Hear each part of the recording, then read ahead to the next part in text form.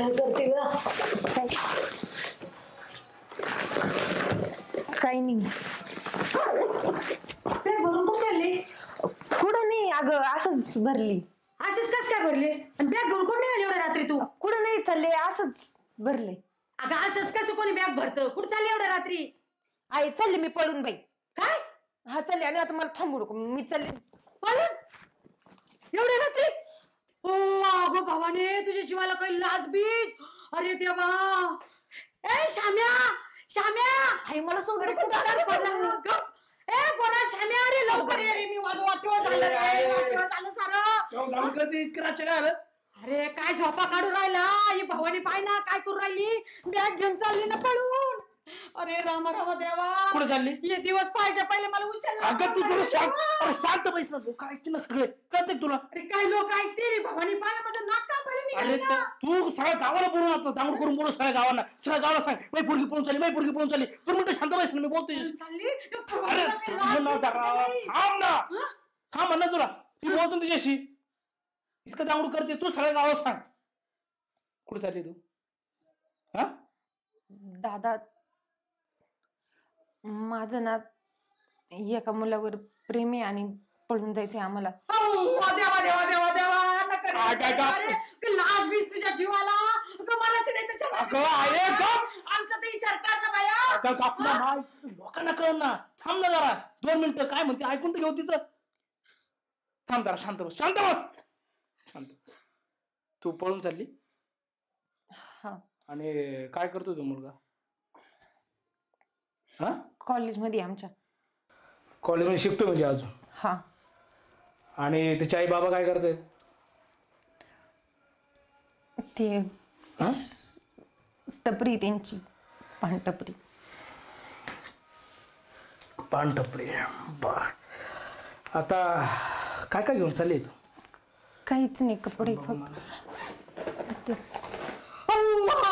देवा देवा देवा, माझी सारी कोणची सोनं नाणं घेऊन चालली होती. अगं भवानी, तुझ्या लग्नासाठीच करत होते का? पाय पाय गोळा करून केला का? अगं थांब ना तू, थांब ना जरा. काय दिवस आणले रे, दाखवले रे या पोरीने. अगं पण ती गेली नाही अजून, थांब ना जरा. थोंड किती किती दांगडू करते तू. थांब थांब थांब थांब, हाय तो सोनं इथं राहू दे. तुला त्या पोरासोबत लग्न करायचंय का? हा. ठीक, कर लग्न. तुला त्यासोबत लग्न करायचंय ना, बिंदास लग्न कर. मी तुझ्या पाठीमाग. ही आई जरी बोलली, वडील जरी बोलले तरी तुझ्या पाठीमाग मी भाऊ म्हणून ठामपणे उभं राहीन. पण एक काम कर, त्याला फोन कर आणि त्याला सांग की मी सोनं नाणं पैसे वगैरे काही घेऊन येत नाही, आणि तरी तो तुझ्याशी लग्न करायला तयार झाला तर मी तुझं लग्न लावून देतो. मग तर झालं. लाव त्याला फोन.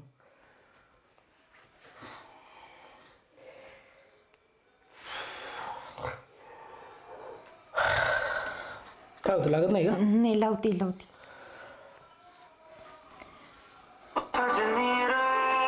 टाक स्पीकरवर, टाक बघू. हॅलो. हा पिल्लू, बोल ना. हा. अरे निघाली का नाही तू? किती वेळ झाला वाट बघतो मी इथं. ये ना लवकर स्टँड वरती. हा येते, पण ऐक ना, हा, मला ना त्या तिजोरीची चावीच नाही भेटली. मग सोनं नाणं नाही भेटलं मला, मी तशीच येते मग. अगं येडीस का? ते सोनं नाणं सगळं घेऊन यावं लागतंय. आपण तिकडे कसं राहणार एवढे दिवस? अरे पण सोनं नाणं पैसे सगळं घेऊन ये, त्याच्याशिवाय येऊ नको बघ. अरे एवढं काय त्यात, आपण दोघं मिळून कमू ना तेवढं सोनं. अगं नाही, पागलीस का? एवढं सोनं कमावलं किती दिवस लागतील? ते घेऊन ये, त्याशिवाय येऊ नको. अरे असं काय बोलतो, असं काय बोलतो? सोनं नाणं पैसे सगळे घेऊन ये, त्याशिवाय येऊ नको. नाही ठेव फोन. अरे तू त्याशिवाय.